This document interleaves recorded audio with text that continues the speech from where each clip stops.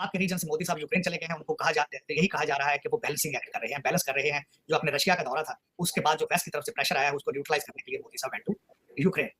अब उसमें आप क्या कर रहे हैं? आप कोशिश कर रहे हैं कि बोली कहाँ से अच्छी लगती है? चाइना से लगती है बोली तो वहाँ चले जाएँगे। अमेरिकन बोली अच्छी लगा देंगे तो हम चले जाएँगे, क्योंकि अमेरिका भी इस वक़्त दे आर पाकिस्तान के हक में जो हमारे डोनाल्ड लू थे, उन्होंने स्टेटमेंट दे के कि चाइना माज़ी है, अमेरिका फ्यूचर है। उन्होंने भी बोली लगा दी 100 कुछ मिलियन की, जो कि हमारी रूलिंग एलीट के लिए तो वो एक नाश्ते से ज़्यादा नहीं है। हमें तो बिलियन चाहिए। वो कहते हैं 25-30 बिलियन की बात करें ताकि हमारा मूड तो बने। तो अब ये पाकिस्तान के रीजन की सूरत-हाल चल रही है। आज जो सुबह वाकया हुआ है चीमा साहब, जो 2 इज़राइल ने 2 अटैक किए। एक उन्होंने अटैक बैरूत में किया है, शकूर साहब हैं वहाँ पे, उनको अटैक किया है, और उसके बाद दूसरा अटैक उन्होंने ईरान पे किया। 2 नई चीज़ें हुई हैं पहली दफ़ा। वो पहली दफ़ा इस तरह हुई है कि हिज़्बुल्लाह भी इसको अटैक को वो समझता था कि बॉर्डर एरिया में हमारे साथ इज़राइल एंगेज करेगा या हमें निशाना बनाएगा, लेकिन उन्होंने बैरूत के अंदर घुस के हमला किया है। शकूर साहब जो कि बहुत उनके लीडर थे, उनके ऊपर 2 एलिगेशंस थी। एक तो सुना है 82-83 का हमला जो फ्रेंच और अमेरिकन के ऊपर किया था, उसके भी मास्टरमाइंड वो थे। दूसरा जो अगले दिन गोलान हाइट के अंदर बच्चों के ऊपर अटैक हुआ है, किसी ईरानी असला इस्तेमाल किया है, मिसाइल इस्तेमाल किया गया, वो भी सुना इनकी जुबानी है। तो वहाँ पे जो अंदर घुस के मारा है, उसके और दूसरा जो है, ईरान के लिए एक बहुत एम्बैरेसमेंट है, बहुत एम्बैरेसमेंट कि उनके कैपिटल सिटी में अपने प्रेसिडेंशियल कैंडिडेट की जब इनॉग्रेशन की जो डिग्निटरीज की सेफ्टी नहीं कर पा रहे, इससे ज्यादा एम्बैरेसमेंट क्या हो। वहाँ पे भी यही टैक्टिक इस्तेमाल किया गया है कि तेहरान में एंड उस शहर के अंदर अटैक किया गया है। उसके ऊपर अभी तक इजराइल कहते हैं उसने रिस्पांसिबिलिटी एक्सेप्ट नहीं की, लेकिन इजराइल के अंदर जश्न जरूर मनाए गए हैं। दूसरा जो कैबिनेट है वहाँ इजराइल की, उन्होंने भी इससे मिलते जुलते ट्वीट किए हैं, वो रिस्पांसिबिलिटी एक्सेप्ट करने के काबिल हो। सारी दुनिया ने इसको कंडेम किया है। मैं जिस मुल्क में बैठा हूँ उनकी भी बात करूंगा। टोनी बिल्किन साहब ने भी कंडेम नहीं किया, लेकिन उनके सामने तो पता ही नहीं। हाँ, पता होना भी नहीं चाहिए। कहते हमने सपोर्ट नहीं करते। आप सिर्फ पैसा और असला ही देते हैं, बाकी आप सपोर्ट बाकी नहीं कर रहे, आप न्यूट्रल हैं। वो सिंगापुर में मौजूद थे, उन्होंने वहां से वो जिस तरह की टूटी फूटी वो पहले करते हैं गोल गोल बातें, उस तरह की उन्होंने कर दी है। लेकिन इस वक्त इसके पीछे चल क्या रहा है चीमा साहब? इसके पीछे एक तीसरी जंग जो है, दुनिया की थर्ड वर्ल्ड वार, वो almost the world is getting ready for that. हमला क्यों हुआ? इससे पहले एक दफा इजराइल ने सीरिया के अंदर भी हमला किया है, सीरिया और उस वक्त भी क्यों किया था? ये टोनी बिल्किन और दूसरे लोग ये कहते थे हम उनको मना करते रहे। दर हकीकत इस वक्त इजराइल की मजबूरी बन चुकी है कि अमेरिका स्टेप इन इस वार के अंदर घुसे। मजबूरी क्यों बन चुकी है? क्योंकि जो vacuum American weak foreign policy को फिल करने की कोशिश चाइना और रशिया कर रहा है, उसमें इजराइल अपने आप को अलोन समझ रहा है।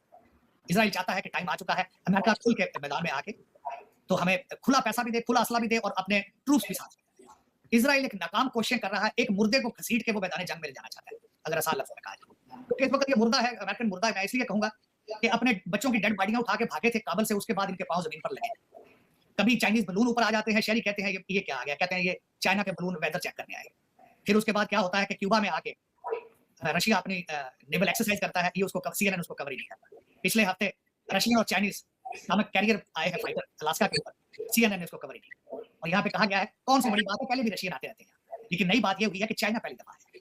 और ये यहाँ की बात नहीं है, इस वक्त सारी दुनिया जल रही है इनकी वीक फॉरेन पॉलिसी की वजह से। इजराइल चाहता है, उनकी ख्वाहिश है, दिस इज देयर लास्ट कहते हैं लास्ट डेथ विश है कि चाइना अमेरिका अब मैदान में आए, लेकिन ये मजबूर हम चाहे ये नशा करें या फिर ये इस तरह के काम करें। इस वक्त अमेरिका की प्रायोरिटीज क्या है कि हर बंदा नशा कर रहा है, इनको ग्रेजुएट मिलता नहीं है अपने काम से, हर सिस्टम हर चीज इंफ्रास्ट्रक्चर क्रिपल कर रहा है।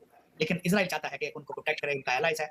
जो टूटे फूटे इनके पास बम पड़े हैं, जो फाइटर जहाज हैं, उनको दिए जाए और वह थर्ड वर्ल्ड वॉर की गेम शुरू हो जाए। This is what the conclusion है। वरना इससे बड़ा अटैक नहीं किया जा सकता कि दो कंट्रीज के कैपिटल के ऊपर अटैक किया। दो कंट्रीज, ईरान के पास आज चॉइस क्या है? कोई चॉइस आज इसके बाद इस वक्त रशिया के पास क्या चॉइस है? चाइना के पास क्या है?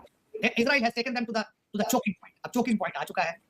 अब वो किस तरह रिटेलिएट करेंगे इसके ऊपर आज जो सारे तजरिया निकार हैं वो यही कह रहे हैं कि अब अटैक होगा तो इजराइल के भी शेयर होगा अटैक। इन्हें लोगों को पता है कि जितने मिसाइल या जितने चीजें पड़ी हैं हिजबुल्लाह के पास, अब वो भी वापस वो भी उस पर रिटेलिएट करेंगे। जो सबसे ज्यादा नुकसान जो किया है आज इन्होंने, हानिया को अगर स्टडी किया जाए तो हानिया वाज द फर्स्ट पर्सन जो कि मीडिएशन कर रही है, नेगोशिएट कर रहे थे, जो डायलॉग कर रहे थे। आज कतर के फॉरेन मिनिस्टर ने भी स्टेटमेंट दी है कि इजराइल ने जब अपना नेगोशिएटर ही मार दिया है, जिसके साथ बातें हो रही थी हॉस्टेज वापस लेने की या सीज फायर की, जब उसी को मार दिया जाए तो अब पीछे दूसरों के पास चॉइस क्या है? दूसरा अब उसके बाद जो दो दूसरे लोगों को जो रिप्लेस करेंगे उनमें मिशेल है, का नाम आज चल रहा है। 2 अगस्त को उनका जनाजा होगा, तदफीन होगी कतर के अंदर। लेकिन आज दुनिया का हर शहर, हर कैपिटल से कंडेम किया जाता है इजराइल के स्टेप। लेकिन मैं जैसा आपको अर्ज किया है कि बिल्कुल थर्ड वर्ल्ड वॉर की तैयारी है। अमेरिका देखें कि अमेरिका का रिस्पॉन्ड, मैं समझता हूं इजराइल ने तो जो करना था कर लिया। इस वक्त अमेरिका के रिस्पॉन्ड को देखा जा रहा है कि वो कितना असला मजीद डेडिकेट करते हैं, इजराइल को क्या देते हैं, पैसा कितना देते हैं, आगे कहां जाते हैं। कमजोर है, लाचार है, बीमार है। तार साहब ये बिल्कुल कमज़ोर लाचार बीमार की बात कह रहे हैं, लेकिन तार साहब अगर फॉर एग्ज़ाम्पल आपकी पार्टी रिपब्लिकन पार्टी पावर में आ जाती है, तो फिर तो मज़ीद लाइसेंस टू किल मिल जाएगा नेतन्याहू को। और शायद नेतन्याहू यही चाहते थे कि वो चाहते थे कि मैं तमाम ममालिक को, तमाम नेगोशिएटर्स को डिफेंसिव कर दूँ, अमेरिका को भी कर दूँ, ईरान को भी कर दूँ, ईरान के रिफॉर्मिस्ट सदर थे, उनको भी टफ टाइम दूँ, ताकि अगर वो हमारे साथ डायलॉग करना चाहें तो आईआरजीसी जो इरानियन रेवोल्यूशनरी गार्ड कोर है और आयतुल्लाह खामनाई जो हैं, वो कहें कि तुमने कैसे बात करनी है, उन्होंने देखो हमारा बंदा मार दिया। सो इज़राइल ने तो कर दिया, लेकिन डॉक्टर साहब अगर रिपब्लिकन पार्टी आती है, आपकी पार्टी आती है, और अभी आपको पता है नेतन्याहू और उनकी वाइफ जो हैं, वो डोनाल्ड ट्रम्प साहब से मिल के गए हैं आई थिंक उधर उनके घर। आप कैसे देखते हैं अगर आपकी पार्टी आती है तो तार साहब ये तो क्या नाम है नेतन्याहू साहब जो हैं वो तो ऑलरेडी अनलीस्ड हैं, तो इसका आप कैसे देखते हैं? क्या डोनाल्ड ट्रम्प साहब जो हर जगह जाके ये बात करते हैं कि मैं जंगें बंद करा दूँगा, उनके पास कोई ऐसा कार्ड है कि वो नेतन्याहू को कहें कि भाई बस करो, या अक्सर वो रशिया के हवाले से भी कहते हैं कि मैं वो जंग भी बंद करवा दूँगा। तो ट्रम्प साहब कुछ ऐसा कर सकते हैं? जी, मतलब यहाँ पे एक वीडियो गर्दिश कर रही थी, उसको मैंने खुद अपनी आँखों से देखी है कि डोनाल्ड ट्रम्प साहब ने पब्लिक में बीबी नेतन्याहू से शेक हैंड नहीं किया था। कोर्ट के दूसरी साइड पे चले गए, तो उन्हें पता था डैमेज होगा इससे, पॉलिटिकल डैमेज होगा। इसके बारे में कई दफ़ा क्वेश्चन हो चुका है, अपनी स्पीचेज़ में वो कह चुके हैं कि मेरी पॉलिसी यही है कि इज़राइल को जल्द से जल्द अपना ऑपरेशन खत्म करके वापस जाना चाहिए। तीसरी बात ये है चीमा साहब, उसमें मैं बताना ये चाहूँगा, मेरे ख्याल में नेतन्याहू को शायद इसी खौफ से जाके उन्होंने ये दोनों काम किए, कि हो सकता है अगर डोनाल्ड ट्रम्प कल को आ जाता है और वो भी हमें सपोर्ट नहीं करता, वो भी इसको हमें आगे मज़ीद सपोर्ट नहीं करता, तो फिर हम क्या करेंगे?